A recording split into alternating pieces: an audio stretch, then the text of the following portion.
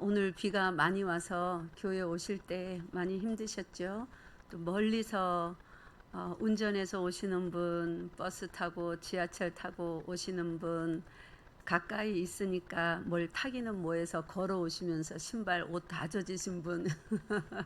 옛날에 우리 노래에 빨간 우산, 노란 우산, 찢어진 우산 뭐 이런 노래가 있었는데, 그때는 정말 대나무 쌀에다가 얇은 연한 하늘색 비닐 입혀가지고, 여러분 그런 우산 우리 청년들 아세요? 영화에서. 우리 어른들은 다 영화의 주인공들입니다. 감사합니다. 네, 그런 우산을 쓰고 걸으면 어떻게 되는 줄 알아요?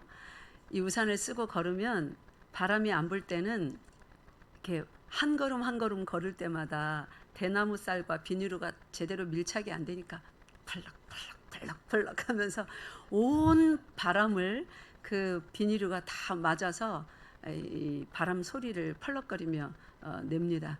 그래서 그 소리가 너무 거슬려서 어깨에 조금 우산을 기울인다든지 각도를 잘못 맞으면 약한 바람이라도 그 비닐루 안으로 들어와서 뒤로 확 꺾여서 이제 어떻게 됩니까? 바로 세우면 축 꺼져버려요.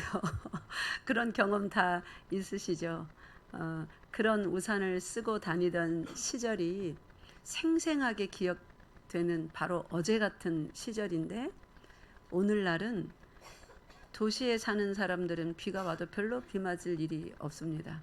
그냥 얼마나 시설들이 잘 되어 있고 지하로도 다 통하고 택시 부르면 내 대문 앞까지 쫙 오고.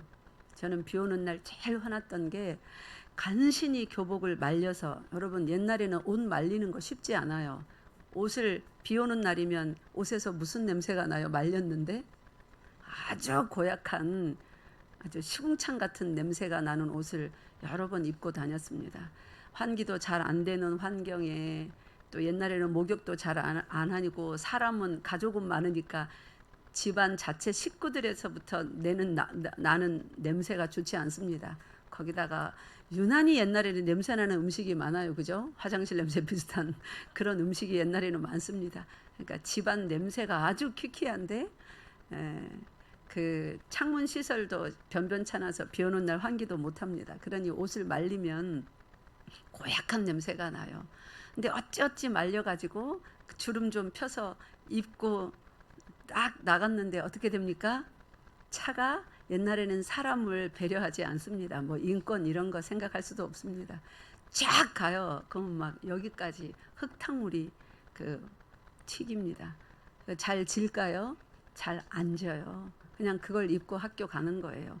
신발은 너덜너덜해진 지 오래라서 물이 안 들어오리라는 걸 상상할 수가 없는 신발입니다. 제가 신발이 거의 다 끊어져서 끈으로 묶고 간 적도 있습니다. 덜거덕거려서 학교를 갈 수가 없는 거예요. 그래서 무슨 끈인지 모르겠는데 하여튼 끈도 너덜너덜한 끈이에요. 끈으로 양쪽 발을 묶고 발을 이렇게 제대로 걸으면 안 돼요. 딸까닥 소리 나서 어떻게 걸어야 될까요? 남학신처럼 살짝 들어서 발 전체를 이렇게 어그적 걸어가야 됩니다. 뭐 그렇게 학교 간 적도 있습니다. 그런데 그 모든, 그때는 참 수치스럽고 고통스러웠는데 지금 뒤를 돌아보니까 지금도 수치와 고통으로 남았을까요? 지금은 뭐로 남았을까요? 어떻게 그렇게 하세요? 왜 아름다운 추억으로 남았을까요? 너무나 수치고 고통이었고 막 비참이었는데 지금은 왜 그게 추억이 될까요? 따라하세요. 지금은 살만하니까. 제가 만약에 지금도 신발을 끈으로 묶어서 신고 다녀야 되는, 정말로 가난하고 궁상스럽게 산다면 그게 아름다운 추억이 되지 않습니다. 우리의 모든 지난날의 수치와 고통과 죄들을 우리가 망각하는 게 아니라 분명히 기억하는데, 여러분 영육 간에 너무나 많은 슬픔과 고통과 수치, 비참, 아픔, 누가 알기 원하지 않는 그런 모든 것 다 있으시잖아요. 그죠? 근데 예수 그리스도께서는 우리를 치료하시는 하나님이시라 살만하게 해주십니다. 이전보다 훨씬 나아지도록 매일매일 우리를 변화시켜 주십니다. 믿습니까? 그러니 예수 안에서 뒤를 돌아보면 그 모든 수치와 모욕과 고통이, 불안이, 아픔이, 처절함이 옛날엔 그랬었지 하며 웃으면서 일부러 찾아가서 개떡 사 먹는 거예요. 저 시골 장에 가가지고 그 개떡이 뭐가 맛있습니까? 개떡 같은 맛이지. 근데 왜 사 먹는 거예요? 옛날이 그립기까지 한 거예요. 실제 옛날로 가서 살려면 살겠습니까? 안 살아요. 근데 왜 그 맛을 그리워서 개떡 같은 맛인 개떡을 사 먹으러 장애를 가는 거예요? 그만큼 지금은 살만하다 이거예요. 괜찮다 이거예요. 여러분의 모든 지나간 시간의 비참과 수치와 고통과 외로움과 근심, 두려움, 아픔, 가난이 예수 안에서 그저 아름다운 추억으로만 남게 되기를 바랍니다. 예수 잘 믿으세요. 그러면 다 아름다워요. 예수 안에서는 모든 것이 아름답게 변합니다. 그 찬양 있잖아요. 아름답게 변하리. 난 찬양 같은 가사를 못해요. 저기 어디 가나. 주님의 시간에 찬송가 펴보세요. 몇 장인지 모르겠네. 예, 주님의 시간에 찬양 한 곡 하고 623장. 방송실에서는 저기 예수 닮기를 내가 원하네. 김 전도사님 나중에 마치고 부를 거니까 나 악보도 좀 주시고 반주도. 예수 닮기를 내가 원하네. 주님의 시간에 찬양하겠습니다. 우리가 예수 안에 있기 때문에 웃음을 잃지 않고 정신을 잃지 않고 살 수 있는 것입니다. 주님을 찬양합시다. 주님의 시간에 아름답게 화면 보여주세요. 주님 나의 갈 길을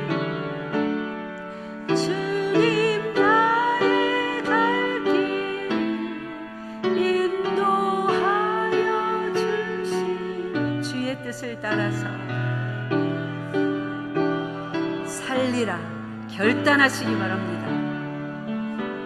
주님의 시간에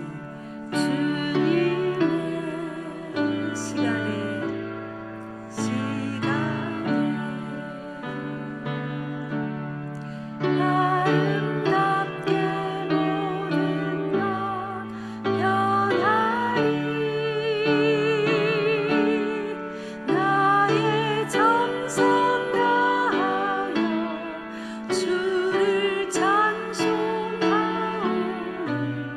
주의 뜻을 이루어 주소서.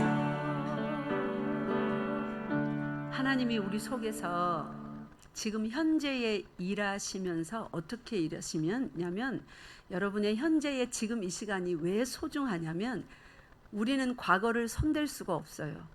미래를 어떻게 바꿀 수가 없어요. 그런데 하나님은 우리의 현재를 통해서 우리의 과거를 만지십니다. 우리의 현재를 통해서 우리의 미래를 만지십니다. 그래서 주의 뜻을 이루어 주소서. 과거에 수많은 고통스러운 삶을 통하여 사람들 이런 얘기 많이 하잖아요. 트라우마다. 나는 이런 트라우마가 있다. 저런 트라우마가 있다. 여기 앉은 분들 중에 한두 가지 트라우마 없는 분들 없을 거예요. 근데 그 트라우마를 가지고 현재의 그 비슷한 상황이 됐을 때 두려워 떨고 슬퍼하고 공포에 못 이겨 밤잠을 설치고 기도할 때 눈을 감고 1분 이상 감고 있지를 못하고 그런 성도로 계속 살라고 주께서 주신 신앙생활의 날들입니까? 아닙니다. 신앙생활이라는 것은 내 삶을 주께 내드려서 주께서 매일 현재라고 하는 나의 시간에 역사하셔서 우리 과거를 만지시는 거예요. 그래서 내가 과거를 봤을 때 트라우마가 아니라 아름다운 추억으로 남게끔. 그래서 현재에 그 같은 상황이 펼쳐졌을 때 괜찮습니다. 그럴 수 있죠. 나도 경험해 봤어요. 제가 도와드릴게요. 조금만 기다려 보세요. 정말로 괜찮답니다. 오히려 그 경험 때문에 더 행복해지고 더 지식과 지혜가 풍성하실 거예요. 우리 하나님은 참 좋은 하나님이랍니다. 제가 경험했기 때문에 장담할 수 있어요. 그렇게 말해줄 수 있어요. 두려워하지 마세요. 요셉을 보세요. 얼마나 트라우마겠습니까? 형제들이 죄다 작당을 해서 자기를 노예로 팔아버렸습니다. 그래서 진짜 죽도록 고생했어요. 보디발 장군 집에 가서 노예살이 했습니다. 그러다가 주인 마님의 모함을 받아 이제는 강간치사범으로 성폭행범으로 몰려서 감옥까지 갔습니다. 이가 갈리는 삶이겠죠. 이 모든 것이 내 형님들 때문에 이렇게 됐다. 만나기만 해봐라. 내가 다 죽여버리겠어. 그렇게 해야 되지 않겠어요? 근데 요셉은 주님의 시간으로 자신의 현재를 살아낼 수 있었던 복을 받은 아들이었습니다. 그래서 나중에 형님들 다 만나잖아요. 뭐라고 해요? 형님들이 큰일 났다. 우리 아버지 돌아가시고 나면 요셉이 이제 우리 다 죽일 거야. 어떡하면 좋아? 어떡하면 좋아? 요셉이 뭐라 그랬어요? 형님들 걱정하지 마십시오. 절대 그러지 않을 것입니다. 내가 형님들과 자녀들을 잘 돌보겠습니다. 이 일을 위하여 하나님이 나를 먼저 보내셨습니다. 그런 고백을 하는 것입니다. 이것이 성도의 신앙 생활이에요. 여러분 로마서 15장 펴보세요. 15장 4절까지의 말씀 오늘 마칠 수 있기를 소망을 하면서 말씀 시작하겠습니다. 오늘도 못 마칠 수도 있어요. 그렇지만 마칠 수 있기를 소망하면서 오늘도 여러분과 나눌 말씀이 너무나 귀한 말씀들이어서 제가 상당히 막 설레입니다. 이 말씀 전하며 내가 하나님께 받은 은혜대로 잘 전달해야 될 텐데 전할 수 있을까? 통로 삼아 주시옵소서. 자, 설레는 마음으로 계속 매 순간 기도하며 말씀 전하겠습니다. 성도 여러분, 지식이 우리가 지금 성경 말씀을 배워가고 있잖아요. 특별히 로마서 12장부터는 하나님을 믿는 예수 그리스도 안에서 죄를 다 씻음받고 용서받고 새로운 피조물로서 새로 태어난 주의 백성으로서 어떻게 살아야 되는지를 로마서 12장부터 지금 배워오고 있습니다. 그러면서 이전보다 여러분의 삶이 많이 바뀌어가고 있어요. 정말로 열심히 주중에도 노력을 해주셔서 정말 감사합니다. 누가 보든지 안 보든지 하나님 말씀 앞에 두려워 떨며 스스로를 삼가하고 절제하고 조심하는 삶을 살려고 애써주시는 모습이 이곳저곳에서 보입니다. 저도 물론입니다. 한순간도 말씀을 잊어버리지 아니하고 말씀 앞에서 두려워 떨며 누웠다가도 벌떡 일어나고 앉았다가도 자세를 바로 하고 헛된 곳에 눈을 두었다가도 얼른 눈을 거두어 바라봐야 될 것을 바라보고 늘 말씀만 본다는 얘기가 아니에요. 바라봐야 될 사람, 생각해야 될 것, 그 환경, 그 시간, 그 장소 속에 나를 있도록 온 힘을 다하면서 말씀 앞에서 삽니다. 신앙생활이라는 것이 뭐냐면 세상에 하나님 말고 다른 신을 믿는 사람들의 종교생활과 그리스도인의 신앙생활이 다른 것이 뭐냐면 그리스도인들은 역사를 살아갑니다. 그 시대를 살아갑니다. 그 환경을 살아갑니다. 주 안에서 그 말씀을 가지고 종교인들은 뭐가 종교인 줄 알아요? 자꾸만 분리되려 합니다. 다 잊어버리려 합니다. 해탈을 하려 합니다. 그 환경을 벗어나고 싶어 합니다. 그래서 산을 가서 돌을 닦는 거예요. 나를 이 가족과 사회와 분리해서 산속에 거하기를 원하고 저 어디 광야에 거하기를 원하고 사막 가운데 홀로 거하기를 원하고 자꾸 분리시킵니다. 그게 사단이 원하는 거예요. 그래서 나로부터 나를 또 분리시켜 갑니다. 궁극적으로는. 그래서 나를 막 비우라고 합니다. 그죠? 그 세상의 종교예요. 그러나 하나님을 믿는 주의 자녀들, 신앙생활하는 사람들은 하나님께서 절대로 분리시키지 않습니다. 너의 현재를 그러므로 가서 어디로 가라는 거예요? 예루살렘으로, 즉 여러분의 삶의 현장으로, 그 고향 땅으로, 가족에게로, 형제 자매에게로, 교회 속으로, 그 이웃 속으로, 하물며 그 나라의 권세, 힘에, 법에 순종까지 해가면서, 그래서 여러분이 살아가고 있는 이 상황, 이 환경을 벗어나려 하면 그건 여러분 예수는 믿기는 믿는데 제대로 신앙생활하는 게 아닙니다. 종교생활하는 것입니다. 벗어나려 하면 안 돼요. 벗어나려는 게 뭐냐면, 이전에 저는 이런 질문을 많이 받았어요. 교회 오면 좀 마음이 편할 줄 알았는데 교회 와도 편한 게 아니네요. 교회가 뭡니까? 하나님을 믿는 게 뭡니까? 마음을 좀 편안하게 해줘야 되잖아요. 생각을 좀 편안하게 해야 되잖아요. 그러려고 예수 믿는 거 아니에요? 너무 어린 성도라서 제가 상세히 설명할 수 없는 환경도 많았지만 참으로 안타까웠습니다. 이렇게 예수 믿는 걸 이렇게 배워왔구나. 교회에서 참으로 제대로 가르치지 않는구나. 예수 믿는 건 그런 거 아닙니다. 그게 종교생활이에요.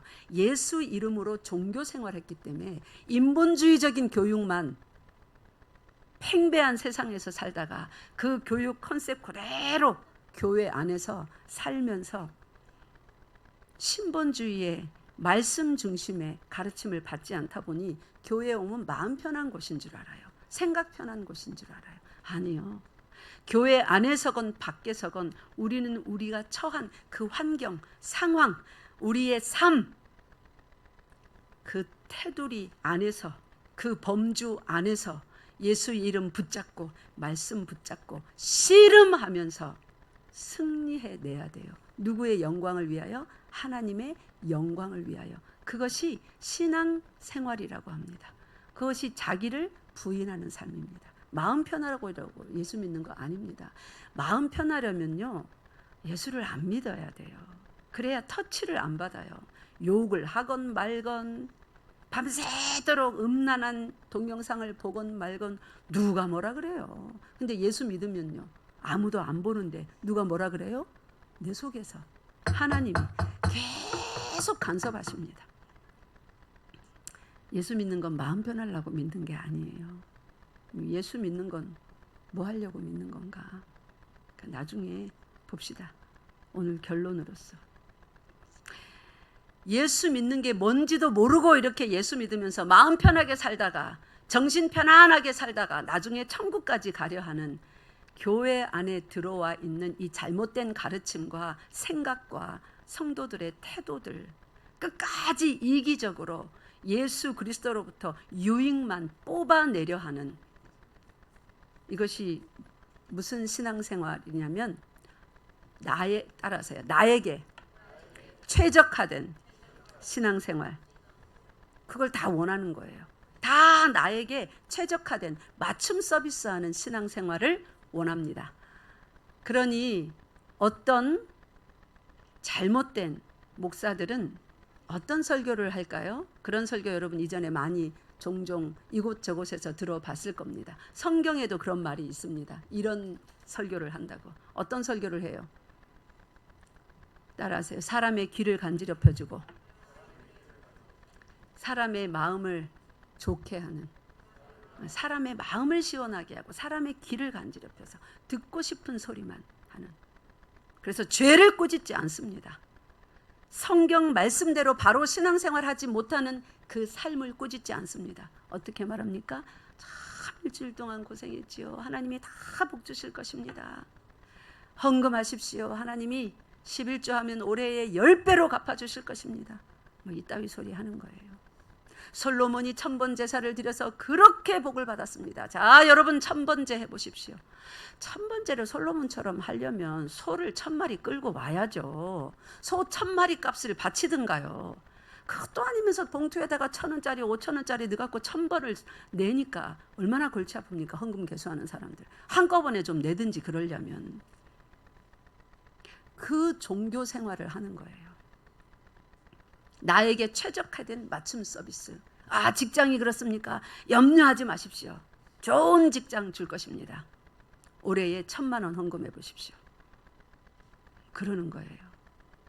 새벽기도 절대 빠지지 말고 올해 한 해 새벽기도 완주해 보십시오. 하나님이 그 소원 들어줄 것입니다.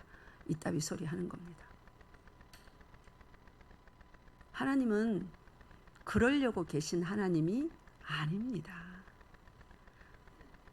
나에게 최적화된 맞춤 서비스를 받으려고 신앙생활하지 마십시오. 최적화라는 게 뭐예요? 성능 면에서 최대화, 비용은 최소화. 이걸 최적화라고 합니다. 그죠? 말 그대로 가장 알맞은 상황으로 맞춘다는 말이에요. 그래서 목사의 눈은 저 성도가 뭘 좋아할까? 무슨 말을 해야 우리 교회를 안 떠나고 여기 앉아서 이 자리를 채워줄까? 그런 거에 관심이 있습니다. 성도들은 교회 딱 옵니다. 이 교회가 나한테 유익이 되나 안 되나? 그런 거에 관심이 있습니다. 하나님이 그 모양 그 꼴의 교회를 보시면 거기 함께 동거하고 싶겠습니까? 모두 다 자기에게 최적화시켜 주기를 원한다면 목사는 이 성도들이 나를 제대로 대접하나 안 하나, 성도들은 저 목사가 나에게 관심을 두나 안 두나, 인정을 해주나 안 주나, 예수님한테는 별로 관심이 없어요. 다들 자기들끼리 난립니다. 한정된 상황 속에서 최대한의 성능을 발휘할 수 있도록 끌어올리는 행위를 막 합니다. 쿵짝쿵짝 쿵짝쿵짝 주여 주여 쿵짝쿵짝. 난리 법석 무슨 구판이 벌어진 것인지 뭔지. 그래서 그 자원으로 그 교회 형편에 최대치를 끌어올리려고 합니다. 그래 놓고 하나님께 복받았다, 부흥했다, 그렇게 말합니다. 속도, 비용, 재료, 힘, 업무, 생산력 모두 다 최대치로 끌어올리려 합니다. 각 기관에서도, 교회에서도, 당회에서도, 교역자 회의에서도 비용 대비 성과가 별로 좋지 않으면 전도도 멈춥니다. 선교도 멈춥니다. 그래서 선교 안 하잖아요. 그래서 전도 안 하잖아요, 지금.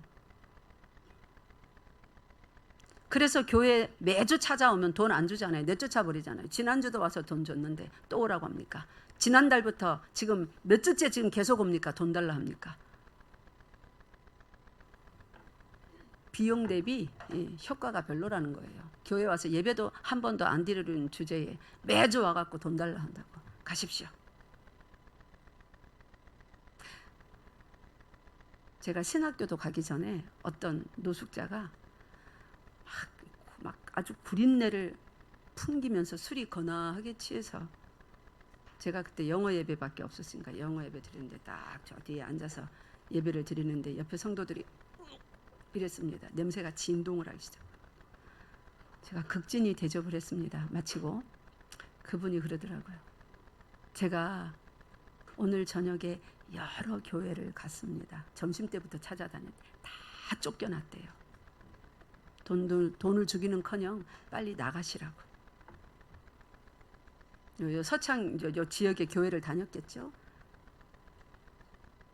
따뜻한 국밥을 말아서 드리면서 말씀을 다 드렸더니 한문으로 막 일필휘지에 얼마나 한자를 잘 적으시는지 쫙 적으시더니 결론을 딱 하나 적어서 저한테 보여주는 거예요. 제가 민방에서 혼났습니다. 뭐 한자를 다 읽을 수가 있어야죠. 설명을 해주시더라고요. 제가 부산 상대 나온 사람입니다. 나 원래 이런 사람 아닙니다. 교회가 뭡니까? 사랑이 있어야 교회 아닙니까? 잘 가르치기만 합디다. 조목조목 논리적으로 말하면서 자기를 쫓아냈대요. 사랑이 없으면 교회가 아닙니다. 사랑으로 가르치고 사랑하는 교회 되십시오. 그러고 가셨어요. 저는 그 사람 속에서 그날 또 예수님을 만났지 뭡니까? 지금 15장까지 로마서에서 와서 성도가 어떻게 살아야 되는지를 계속 말합니다. 근데 우리 성도들은 지식이 많이 쌓였어요. 특별히 우리 열방교회 같은 교회의 성도들은 성경의 지식이 속에 차곡차곡 쌓였습니다. 여러분, 지식이 많이 쌓이면, 지난주 금요일 밤에 제가 챗 GPT, 강한 AI 뭐 이런 얘기 잠깐 했는데, 양이 쌓이면 질이 상승하는 거 아십니까? 그 말이 무슨 말이냐면, 그래서 질적으로 좋아진다 이게 아니에요. 양이 쌓이면 어떤 도약이 일어나는데 아주 위험한 반대쪽으로 도약하기도 하고 정말 선한 쪽으로 도약하기도 합니다. 그래서 지식이 많이 쌓이면 앞으로 강한 AI가 나올 수도 있다고 그랬죠. 의지를 가진 AI가 사람처럼 영혼이 있고 이게 아니에요. 지식이 여러분 쌓이면 당연히 거기에 우리가 소위 의지라고 말하는 어떤 추진력이 생겨서 어떤 일을 해내는, 분명히 긴 것 같은데 아니라고 생각합니다. 이렇게 하는 그런 힘이 나오거든요. 지식이 많이 쌓이면 그 지식이 추구하는 바가 있어요.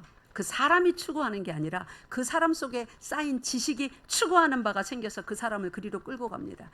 예를 든다면 여기 어린 아이들한테 절대로 그런 일이 일어나서는 안 되지만 무리를 반으로 나눠서 한 무리에게 공산주의 이념을 지속적으로 한 10년 세밀하게 가르쳤습니다. 그러면 그 아이의 생각과 듣는 귀, 보는 눈, 말하는 거, 마음속에 계획하는 거, 행동은 어떻게 될까요? 공산주의가 가장 옳은 겁니다. 선한 겁니다.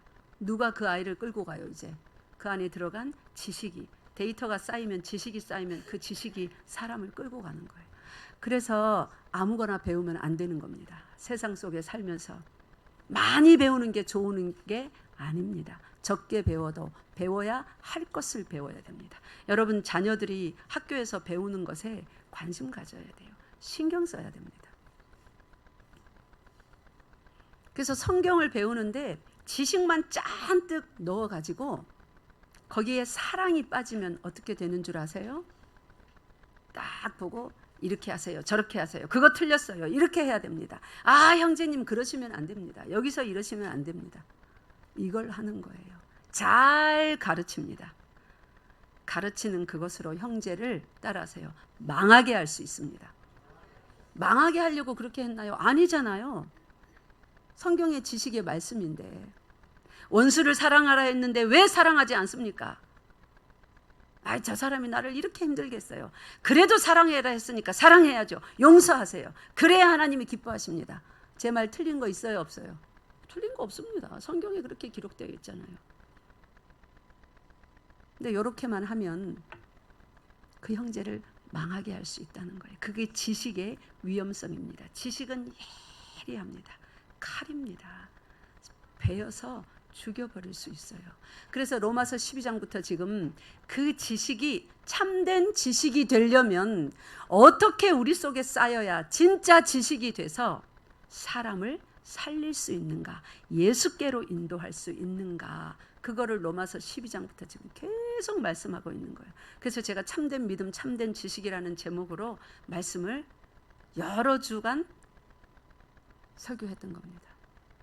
여러분 속에 들어와 있는 그 지식은 지식이 확 일어나서 여러분을 막 끌고 가면서 이것이 옳다 저것이 옳다 시시비비를 가리고 옳은 거 그른 거만 가리는 지식입니까? 아니면 그 지식에 사랑을 더하여서 지금 로마서 14장 15장에서 말하는 상대의 유익을 위하여 지식을 많이 가진 강한 자로서 자신을 절제하고 삼가하고 조심하면서 사는 사랑으로 허다한 죄를 덮어주는 그러한 신앙생활을 하고 있습니까? 우리는 정말로 우리를 점검하고 또 점검해야 됩니다. 아니면 최적화를 추구하는 이 세상의 교육과 일부 교회들, 일부 목회자들의 목회 사역 때문에 교회 안에서도 최고치, 최대치, 최대 효용 가치를 뽑아내고자 입에 거품 물고 그렇게 하면 안 됩니다. 이렇게 해야 맞습니다. 왜 그렇게 합니까? 교회 재정 하나님께 드린 헌금 운운하면서 낭비되지 않게 한다고 하면서 사랑을 낭비시켜 버립니까?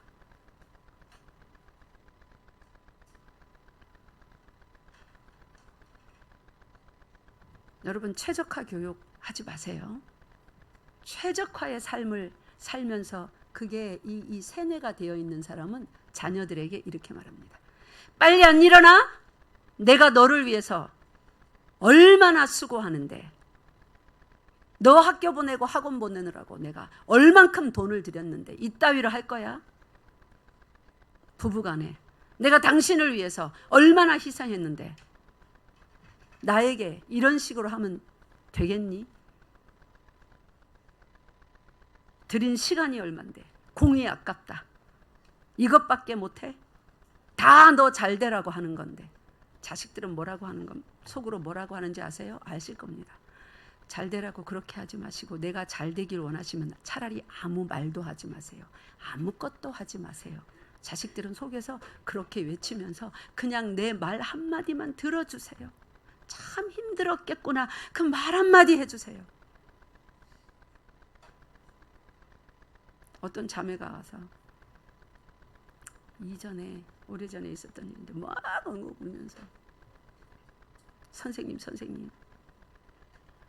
어쩌고 저쩌고 막 얘기를 하는 거예요. 진짜 잘못했더라고요. 근데 어떤 어른한테 얘기를 하니까 그래 알겠는데 다 알겠는데 네가 잘못했네. 이거는 이렇게 해야 되고 저건 저렇게 해야 되고 상당히 바른 말을 하셨더라고요. 근데 그 자매가 그래요. 바른 말인 건 다 알겠는데 그래서 더 속이 뒤집어지고 아프대요. 그냥 자기가 원하는 것은 너 참 힘들었겠구나. 따뜻한 말 한마디, 손 한번 잡아주는 거였는데. 그런 어른이 필요했는데.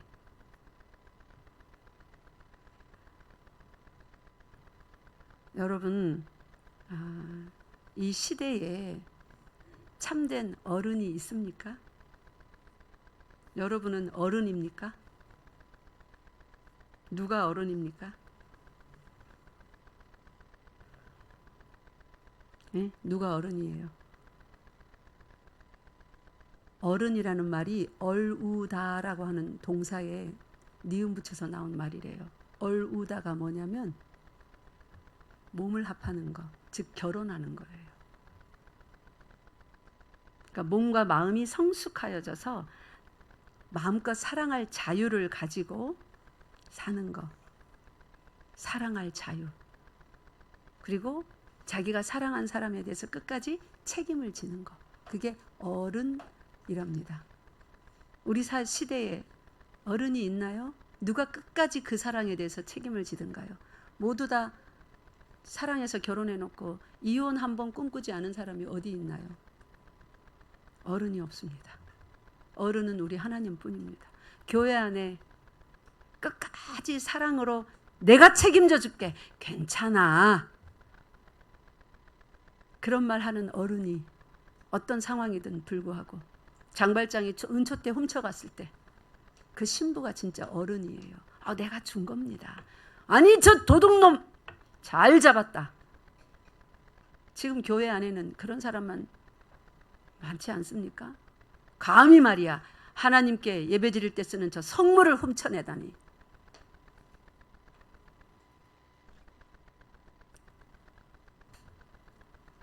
하나님의 지식의 말씀으로 옳고 그른 것만 잔뜩 가려서 바른 길로 빨리 인도하려고 해요. 최적화죠. 적은 비용을 들이고 단시간 내에 최대의 성과를 뽑아내야 돼요. 그러니까 눈이 막 바삐 살핍니다. 자기를 돌볼 시간 없습니다. 나는 다 됐다고 생각합니다. 우리 교회에는 과연 우리 청년들, 어린이들, 또 여러분 어른들도 힘들 때 찾아갈 어른 성도가 몇 명이나 있을까? 뭐든지 들어주고 괜찮아. 또 어떤 상황 가운데 탁 뛰어들어갖고 시시비비를 막 가려주고 옳고 그러니 저러니 이렇게 해야 되니 저렇게 해야 되니 그거 말고 뭐 그럴 수 있죠. 넉넉한 마음으로 품어줘서 누구나 그 사람 이름만 생각하면 감사하다, 편안하다, 진짜 나는 행복하다, 저런 사람이 내 옆에 있어서 할 만한 어른이 과연 있는가? 제가 여러분에게 물어볼게요. 여러분은, 이거는 나이 말하는 거 아닙니다. 어린 아이도 어른이 될 수 있어요. 여러분은 어른입니까? 네? 자녀를 키우는 부모님들, 여러분이 나이가 그만하고 자녀를 낳았으니 어른이라고 생각하죠. 어른입니까? 근데 희한하죠. 자녀들과 청년들은 어른들에게 상처를 제일 많이 받더라고요. 제가 상담하면서 보면 자기들끼리 상처받은 거는 한 10% 20% 될란가요? 아이들과 청년들이 전부 다 소위 어른인 선생님, 부모님, 뭐 교회 같으면 교역자들, 장로님들, 권사님들, 집사님들, 무슨 회장님들 다 어른들한테 상처를 받더라고요.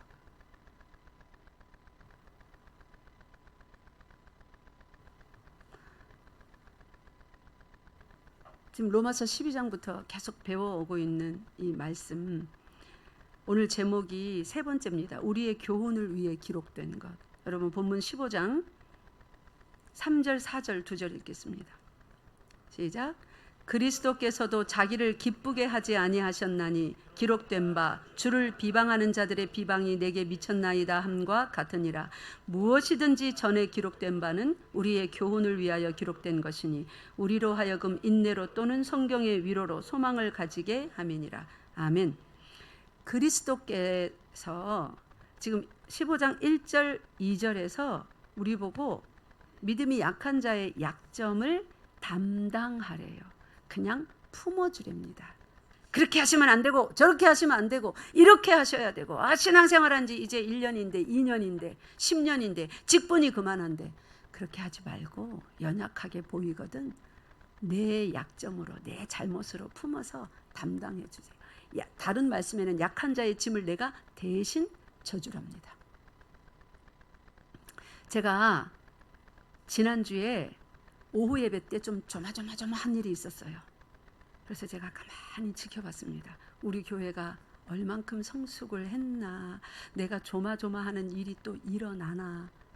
감사하게도 오후 예배 때 그 일이 안 일어나고 잘 끝나고 칭찬만 남았어요. 하나님 감사합니다. 하나님 감사합니다. 이렇게 우리 교회가 성숙해 가게 해주세요. 그렇게 기도했어요. 그게 뭔 줄 아세요?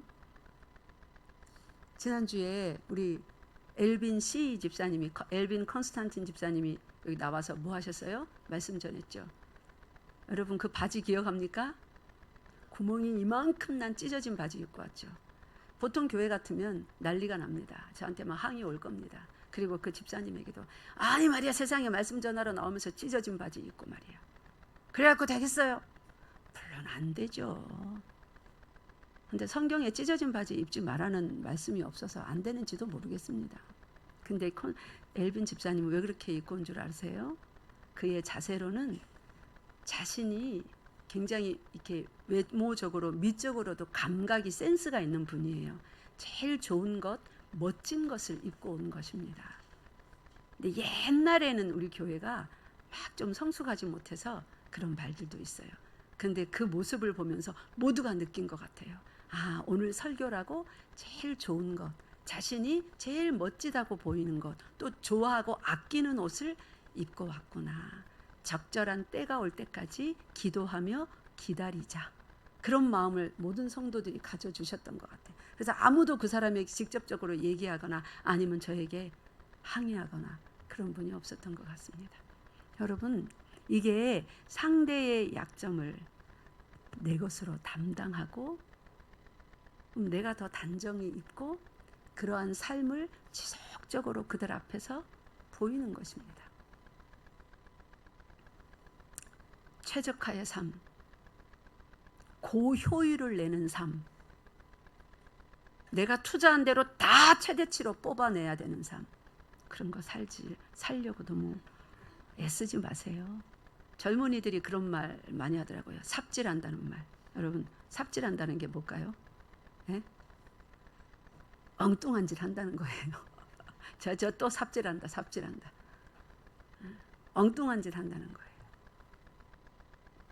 엉뚱한 짓을 해도 재미있게 봐주세요. 도저히 이해할 수 없는 짓을 해서 삽질하는 것처럼 보여도 그렇게 이해할 수 없는 짓을 할 때는 그 나름대로 이유가 있는 것입니다. 제가 한 가지 예를 들어 드릴게요. 제가 초등학교는 넘었나, 그때가 중학교 1학년인지 초등학교 5, 6학년인지 구별은 잘 안 가는데 하여튼 조금 컸었을 때예요. 저희 아버지가 이제 손수 집을 지으셨어요. 돈이 없으니까. 이제 식구는 많은데 집이 단칸방에 살다가 드디어 돈을 조금 모으셔서 2층 집을 짓겠다고 호기롭게 시작을 하셨습니다.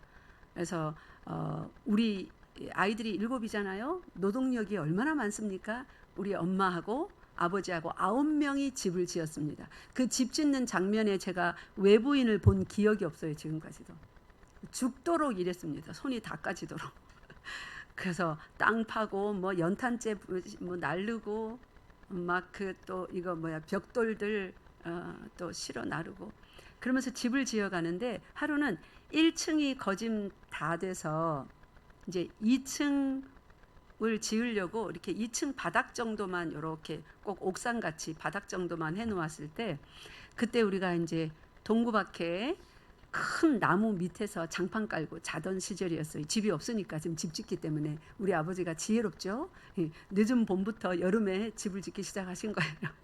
그래서 우리는 늦은 봄이 아니네요. 좀 중간 봄이었어요. 여름 되면 장마가 되니까. 동구 밖에서 잠을 자고 이러던 때 저도 너무나 좋아서 집이 지어지니까 드디어 우리도 집이 있다. 그래서 제가 거기 가고 우리 친구들하고 무슨 얘기를 하다가 내기가 시작이 됐어요. 그래서 뭐 어디서 뛰어내릴 수 있나 없나. 그래서 장소를 정한 게 하필이면 우리 집을 지어가고 있으니까 그럼 해보자. 진짜 뛰어내릴 수 없나. 내가 뭐 뛰어내릴 수 있다고 한 모양이에요. 그래서 친구들을 짠뜩 끌고 우리 집으로 갔어요. 어스름하게 저녁 때인데 제가 그 2층에 딱 올라섰습니다. 밑을 보니까 상당히 이렇게 높더라고요. 밑에서는 남자애들 여자애들이 너 아까 말했잖아 뛰어내릴 수 있다고.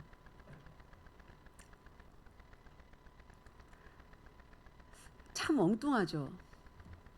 그걸 왜 뛰어내렸을까요? 안 뛰어내렸을까요? 가서 이제 친구들은 뭐 내려 괜찮아 안 다쳐. 어떤 애들은 야 너 죽을 거야, 너 다리 부러질 거야, 뛰어내리면 안 돼. 네.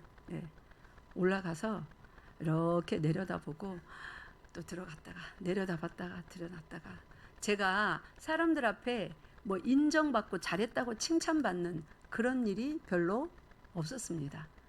맨날 무능하고 말도 잘 못하고 하물며 그 당시 고무줄뛰기만 잘해도 인싸되는 거거든요. 고무줄뛰기도 맨날 못하고 공놀이는 아주 죽을 것처럼 두려워하고 그래서 피구 시간이 제일 싫었습니다. 그러던 내가 모두가 나를 보면서 할 수 있다는 거예요. 했을까요? 안 했을까요? 할 수 있을 것 같았습니다. 뛰어내렸습니다. 어떻게 됐을까요? 제가 오른쪽 다리를 아마 잘못 뛰어내린 것 같아요. 그래서 지금까지도 그 후유증이 있습니다. 내 처음 말하지만 엄마한테 아빠한테 말했을까요? 다리가 팅팅 부었습니다. 말하면 맞아 죽습니다. 삽질했다고. 최적화의 삶을 살아내야 되거든요. 가난한데 적은 비용에 단시간에 다치지 말고 아프지 말고 조금 먹고 많은 힘을 내면서 살아내야 되는 거예요. 그래서 아픈 다리를 안고 거의 한 달간을 굉장히 아팠던 것 같아요. 그때 아마 인대인지 힘줄인지 뭔지가 어떻게 된 것 같아요. 그래서 제가 다리가 소아마비는 아닌데 약간 차이가 납니다. 오른쪽이 많이 아파서 아마 성장이 제대로 안 된 것 같아요. 그래서 이전에 어디 갔더니 다리를 만지시는 분이 다리가 짝짝이네요, 짧으네요, 어디 다치셨습니까? 그러더라고요. 뭐 얘기하다 이 얘기했나 지금 까먹었네. 에? 애들이 그런 엉뚱한 짓을 할 수 있습니다. 그럴 때 얘 이놈의 자식 미쳤니 어쨌니 그렇게 하지 마세요. 아이들은 그러면서 자랍니다. 그러면서 자신만의 세계를 구축해 나갑니다. 제가 만약에 우리 부모가 조금 요즘 시대를 살아가는 이런 시대였으면 내가 이만저만해서 할 수 있을 것 같아서 어떻게 해서 했어 말했을 수도 있어요. 그리고 요즘 교육을 받은 옛날 부모들은 다 그랬으니까. 근데 요즘 교육을 받은 부모였다면 아유 그랬구나 용감했네 다친 데는 없니? 그리고 다음부터는 안 그랬으면 좋겠다 제대로 대화해 줬을 것 같아요. 근데 여러분들 보기에 자녀들이 효과적이지 않은 어떤 행동이나 말을 했을 때 어떤 일을 계획했을 때 어떻게 먼저 말합니까? 야 이놈의 자식 지금 이럴 때야? 미쳤어? 이런 거부터 하십니까? 아니면 그런 생각을 했었니? 이해가 안 되면 먼저 그렇게 공감부터 하고 그 아이를 그 생각을 그 삶을 그 가치를 묵상을 먼저 하면서 대합니까? 여기 오늘 로마서 15장은 예수님께서 효용을 따진다면 당신은 100% 완전한 분입니다. 그죠? 전부 다 미수가 같은 이 죄인들 사이에 오셔서 얼마나 속이 터지겠어요. 무슨 말할 때마다 어머 우리 떡 안 가져와서 그러시나 봐. 미치죠 아주. 아주 미치는 거 아니에요? 지금 그 떡 얘기가 아니란 말이에요. 그죠? 근데 제자들은 맨날 그러고 있는 거예요. 예수님이 바다 위로 걸어오시는데 와 우리 주님 하지는 못하고 귀신이다 막 이러고 앉았어요. 그런 사람들에게 더 이상 뭔가를 가르칠 필요가 있을까요? 뭘 하늘의 것으로 투자를 할 필요가 있을까요? 다 걷어치워야죠. 그냥 새로운 피조물로 새로운 것을 만드시면 돼요. 말 한마디로 그날 당장 하실 수 있잖아요. 왜 이 수천 년의 역사를 통하여서 함께 걸으시면서 고통을 받냐고요. 고통을 안 받아도 되는 거잖아요. 맞습니까? 안 맞습니까? 이 고통받을 이유가 없으세요 예수님이. 그러니까 세상에서 가장 비효율적으로 낭비하면서 일하는 분이 있다면 누구십니까? 하나님은 하나님의 그 특별한 지혜를 우리식으로 말하면 그 달란트 재능을 당신 구해내기 위하여서 수천 년을 지금 낭비하고 있습니다. 그런데 여러분이 가진 것을 내 형제 자매를 위해서 조금이라도 낭비되기를 원하지 않아요. 좀 낭비됐다 싶으면 분노합니다. 내가 들인 돈이 얼만데 내가 들인 시간이 얼만데 너 따위가 말이야. 하나님도 우리를 위하여서 그 낭비는 아닙니다. 하나님은 완전하신 분이니까 말하자면 그렇다는 거예요. 효용 가치를 따져본다면 그 한 사람 구하겠다고 온 우주를 동원하실 일입니까 지금? 당신 아들을 죽음의 자리에 내어주실 일이냐고요. 천하하고도 바꾸지 못할 비교되지 않을 예수 그리스도를요.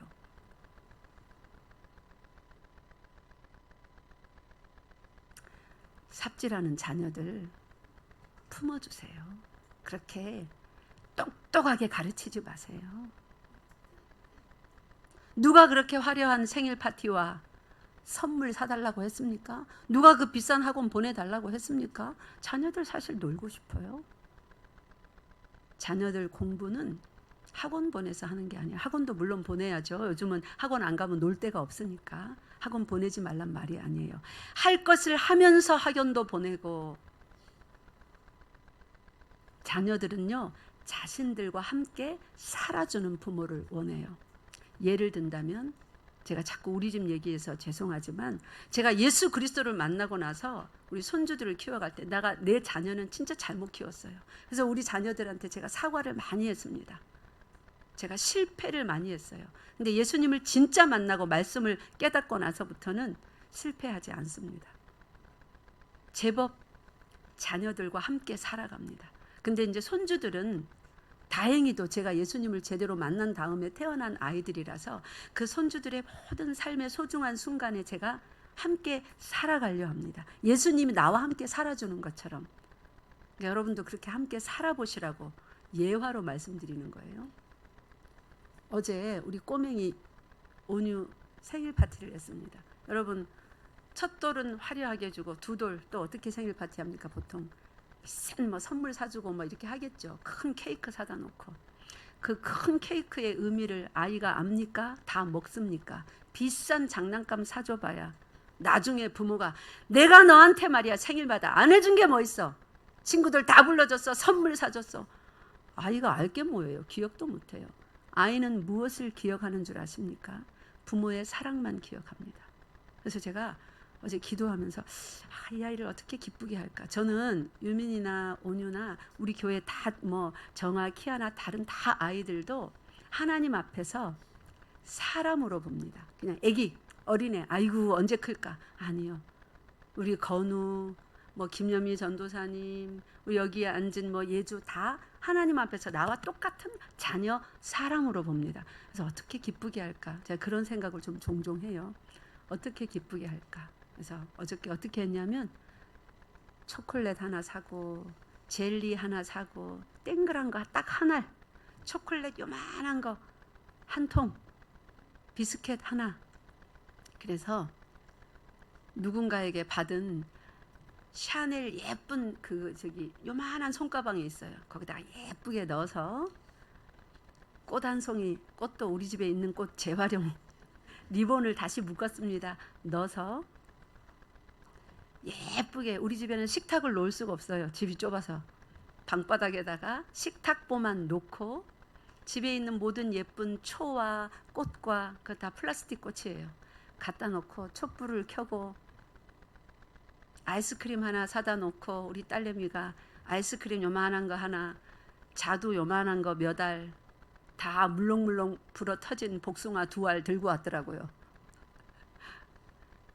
그래서 그거 예쁘게 놓고 그 생일 축하 노래를 온 가족이 모여서 진심으로 불러주고 선물을 주고, 온유야 오늘은 이런 날이니까 네가 기도해, 대표 기도. 그런데 엄마가 너를 낳아주신 날이야. 그러니까 이렇게 기도해. 알았다고 하더라고요. 너무 행복해서 신이 나서 그 초콜릿 하나 봤더니 막 이거 까서 하나 먹고는 하나님 엄마가 날 낳아주셨어요. 감사해요. 어쩌고 저쩌고 기도를 하더라고요. 그렇게 어린 아기부터 우리 할아버지 할머니 어른들까지 그 앞에서 하나님 앞에서 어린 아이들로 그 아이의 생일을 진심으로 축복해 주었습니다. 다 끌어안고 사랑한다고 말하고 해피 birthday 하고. 자, 이렇게 키웠으니까 커서 내가 너한테 드린 돈이 얼만데 하겠습니까? 저 어저께 6,000원인가 썼어요. 생일 선물 산다고.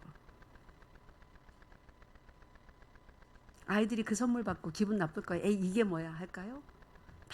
너무 좋아하더라고요. 막 집에 갈 때도 아빠가 들어준다니까 아니야 내 선물이야. 자기가 딱 들고 빨리 집에 가재요. 자녀들과 함께 사세요. 그들 눈높이에서 하나님의 말씀을 시도 때도 없이 가르치세요. 생일 잔치에서도 가르치세요.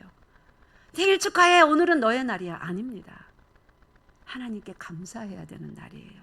엄마에게 아빠에게 감사해야 되는 날이에요. 생명이 있게 해주셨으니까. 엄마가 날 낳아주셨어요. 건강하게 해주세요. 아빠 감사해요. 다 끌어안고 아이를 그렇게 키우는 것이더라고요. 근데 나는 그렇게 키우지 못했어요. 여러분, 그리스도께서도 자기를 기쁘게 하지 아니하셨나니. 생일 파티 때 좋은 선물 딱 사주고 쫙 한 상 차려나면 누가 기쁠까요? 부모가 기뻐요. 다 자기 하고 싶어서 하는 겁니다. 애한테 비싼 옷 사 입히면 부모가 기뻐요. 봐라, 나 이 정도 산다. 사람 보이는 거예요. 부모가 기쁩니다. 애들은 싫다 그러는데 막 그저 원피스를 사다 입혀야 됩니다. 화려한. 싫다 그러는데 그저 구두를 꼭 사서 신겨야 돼요. 부모가 기쁜 거예요. 아니요. 상대를 위해서 나를 절제할 줄 알아야 돼요. 내가 지식이 많아도 지식이 없는 자로 살 줄 알아야 돼요. 고기 먹고 싶어도 상대를 위해서 평생 고기 안 먹을 줄 알아야 돼요. 예수님이 그렇게 살았대요. 성경에 기록된 것, 전에 기록된 바는 전부 다 우리의 교훈을 위하여, 즉 우리를 가르치기 위하여 기록을 그렇게 해 두셨답니다.